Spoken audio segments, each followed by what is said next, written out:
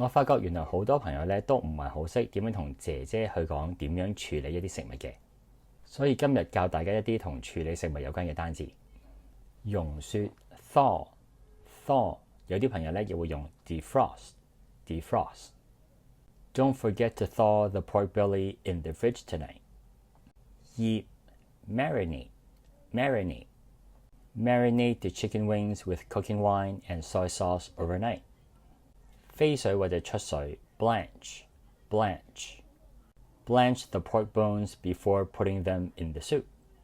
沖洗 Rinse the pork bones with cold water after blanching them. 浸泡 Soak the dried mushrooms in room temperature water for at least 3 hours. 留低 Save the water used to soak the mushrooms. 批皮 Pare， 不過呢一個咧現代人咧就比較少用嘅。He likes to pare his apples with a paring knife. 去皮比較常用嘅字咧就係 Peel。I can help you peel the potatoes. Do you have a peeler?